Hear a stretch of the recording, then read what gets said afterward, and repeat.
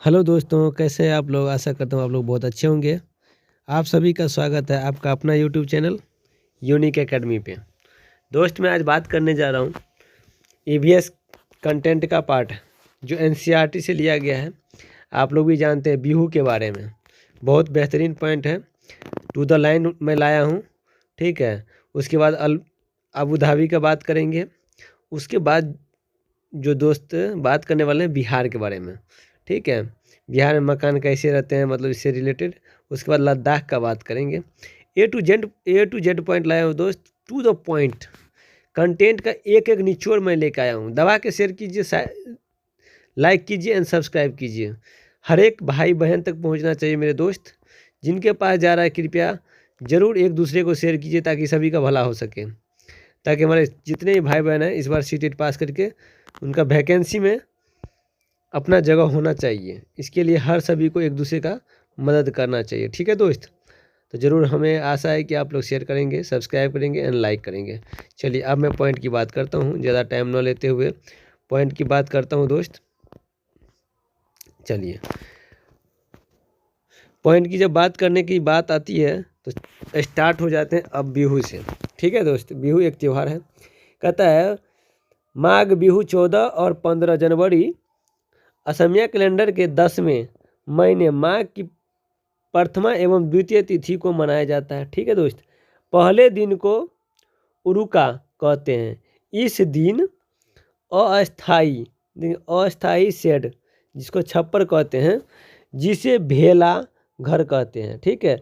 और सामूहिक भोज का आयोजन होता है बिहू के त्यौहार मनाते समय। अब देखिए बिहू का सबसे बड़ी बात है कि बिहू का त्यौहार कब मनाया जाता है। माघ में देखिए 14 से 15 जनवरी, ठीक है। असमिया कैलेंडर के 10वें महीने माघ की प्रथम एवं द्वितीय तिथि को मनाया जाता है। यह क्यों मनाया जाता है? यह जो है ना फसल काटने के बाद उत्सव के रूप में मनाया जाता है। नेक्स्ट पॉइंट, बिहू त्यौहार चावल की नई फसल काटने पर असम में मनाया जाता है, ठीक है। नया फसल जब कटता है ना तो बिहू का त्यौहार उसके उत्सव में मनाया जाता है, ठीक है दोस्त। चलिए नेक्स्ट पॉइंट की मैं बात करता हूँ दोस्त। टाइम न लेते हुए अब हम अपने मंजिल की तरफ चल सके। उसके बाद देखिए नेक्स्ट कहता है भेला घर घास और बांस से बनाया जाता है। भेला घर कैसे बनाया जाता है? घास और बांस से। ताव ताव बोले तो कढ़ाई को आग पर रखकर उसमें पानी उबालेंगे और भीगे हुए चावलों से भरी हुई कढ़ाई उस पर रख देंगे तथा केले के पत्तों से ढक देंगे। थोड़ी देर बाद चेवा नाव तैयार हो जाएगा। समझे क्या दोस्त?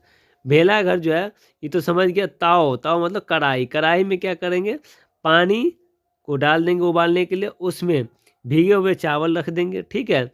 उससे क्या होगा कि चावल, और उसको ढकेंगे क्या चीज़ से मालूम है? केला के पत्ता से। ढकने के बाद थोड़ी देर के बाद चेवा नाव क्या हो जाए, तैयार हो जाएगा।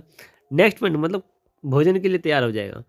औरतें पीले रंग के कपड़े पहनती हैं, लड़कियां रंग बिरंगी मेखला चादर पहनती है। याद रखिएगा, कहेगा बिहू त्यौहार में औरतें का पहनावा क्या है, तो औरतें का पहनावा है पीले रंग की कपड़े पहनती है, ठीक है।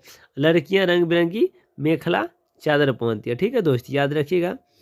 साथ में कहता है भात सुक्तो चावल रसे वाली सब्जियां को कहते हैं भात सुक्तो। किसको कहते हैं? चावल और रसे वाली सब्जियां को क्या कहते हैं?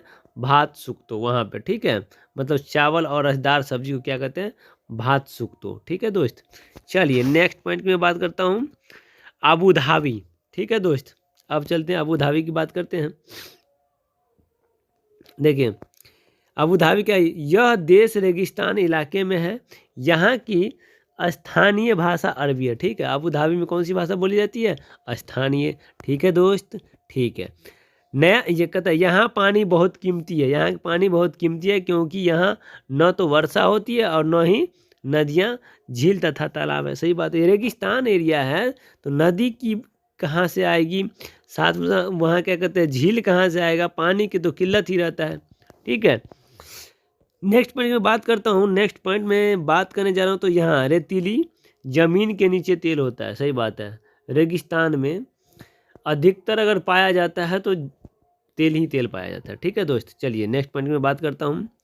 यहाँ खजूर के पेड़ अधिक मात्रा में दिखाई देते हैं। सही बात है, रेगिस्तान में खजूर के पेड़ ज़्यादा दिखाई देते हैं क्योंकि ये पेड़ रेगिस्तान इलाके में पाए जाते हैं। बहुत अच्छी बात है।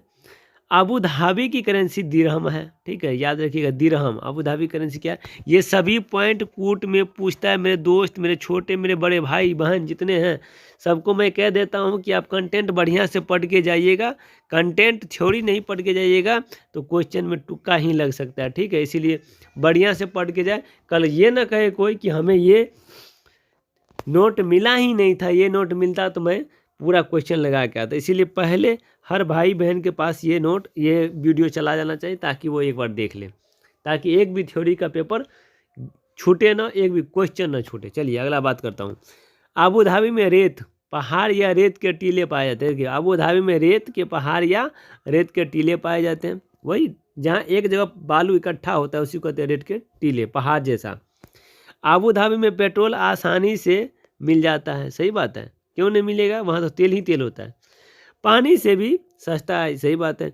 यहाँ के लोग ढीले ढाले सूती कपड़े पहनते हैं और पूरा शरीर और सिर भी ढक कर रखते हैं ज़्यादा गर्मी की वजह से। ठीक है, क्योंकि गर्मी ज़्यादा पड़ता है तो पूरा शरीर ढक के रखा जाता है। चलिए इसी में अब कुछ नेक्स्ट पॉइंट की मैं बात करता हूँ।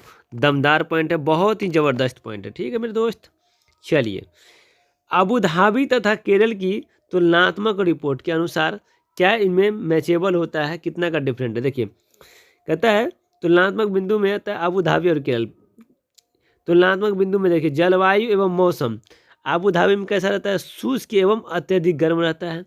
केरल में क्या होता है? गर्म एवं नमी युक्त होता है। फिर अगला कहता है तुलनात्मक पॉइंट में लोगों का पहनावा। अबू धाबी के लोगों का पहनावा है ढीले ढाले कपड़े।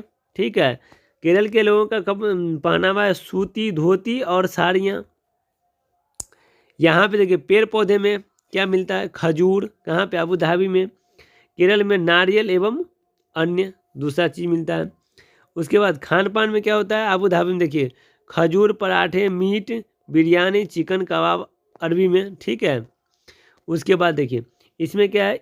इडली, डोसे, उत्पम, मछली और उसके बाद देखिए यहाँ का भाषा क्या है? अरबी और यहाँ की भाषा मलयालम है। ठीक है, इतना का डिफरेंट था, ये अंतर था अबू धाबी और केरला के बीच में। ठीक है, नेक्स्ट पॉइंट में नोट करके लिखा हूँ। अबू धाबी से भारत हवाई जहाज से 2 घंटे में आ सकते हैं।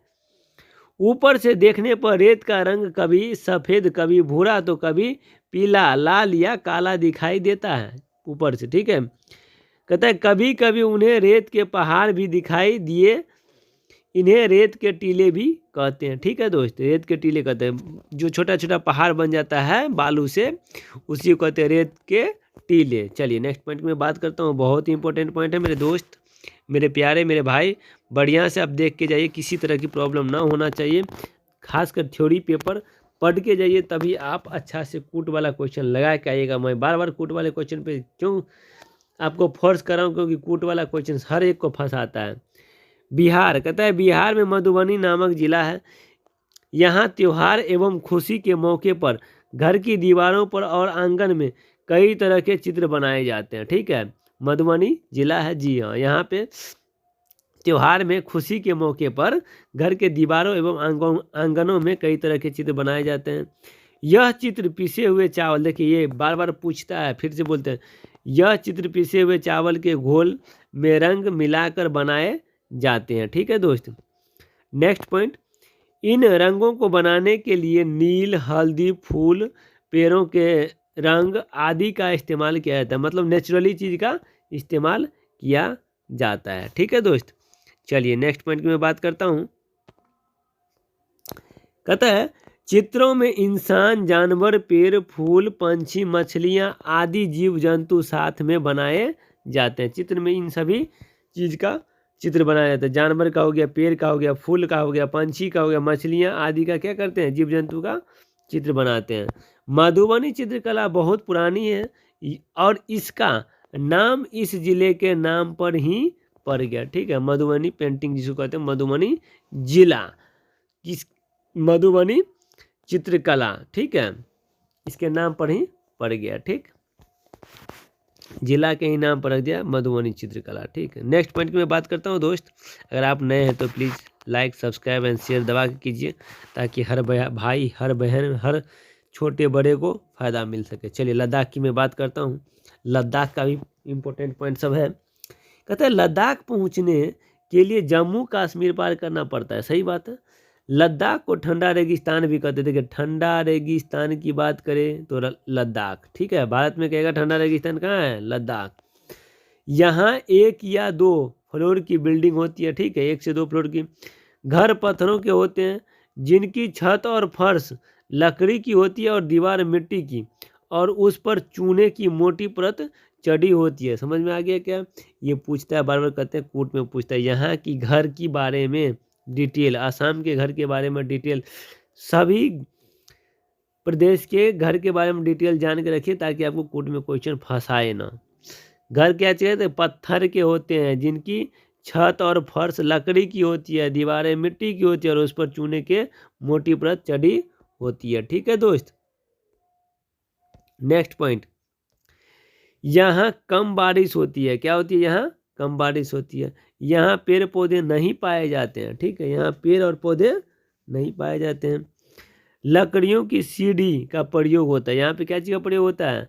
सीढ़ी के रूप में लकड़ियों का। ठीक है, नेक्स्ट पॉइंट की मैं बात करता हूँ दोस्त। तो नेक्स्ट पॉइंट अपना दिया हुआ है, मोटे पेड़ का तना छत को मजबूत बनाने में मदद करता है। ग्राउंड फ्लोर में जानवरों को रखा जाता है। जब ज़्यादा सर्दी पड़ती है तो खुद भी ग्राउंड फ्लोर में रहने आ जाते हैं। ग्राउंड फ्लोर, देखिए ये आ गया, ग्राउंड फ्लोर में विंडो नहीं होती है। ठीक है, नेक्स्ट पॉइंट की मैं बात करता हूँ। गर्मी के मौसम में यह लोग फल और सब्जियां सुखा लेते हैं। ठीक है, गर्मी के मौसम में ये लोग फल और सब्जी क्या करते हैं? सुखा लेते हैं, और सर्दियों में इनका इस्तेमाल करते हैं। बिल्कुल सही बात है, ताकि सर्दी में दिक्कत ना हो खाने पीने की। अगला पॉइंट कहता है लद्दाख क्षेत्र भारत का सबसे ठंडा रेगिस्तान है। आपसे पूछेगा भारत का सबसे ठंडा रेगिस्तान किसे कहा गया है? तो लद्दाख का। ठीक है दोस्त, नेक्स्ट पॉइंट।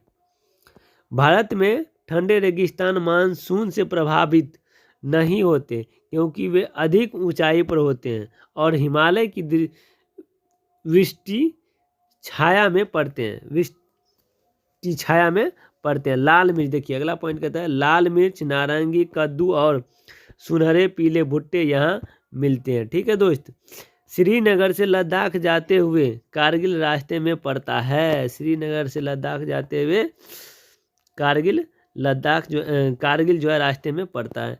यहाँ संकरे रास्ते होते हैं। देखिए यहाँ पे संकरे मतलब बहुत ही क्या कहते हैं? संकरे मतलब कहते हैं गलियारा टाइप का, छोटा एक संकीर्ण रास्ता, पथरीला टाइप का ऐसा होता है। ठीक है, पहाड़ी इलाकों में नायलॉन का टेंट इस्तेमाल किया जाता है। याद रखिए, पहाड़ी इलाके में क्या चीज़ का? नायलॉन का टेंट यूज किया जाता है। ठीक है दोस्त,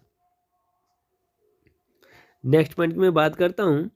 लद्दाख में देखिए झूले झूले का मतलब वेलकम होता है। झूले झूले का मतलब क्या होता है? लद्दाख में वेलकम।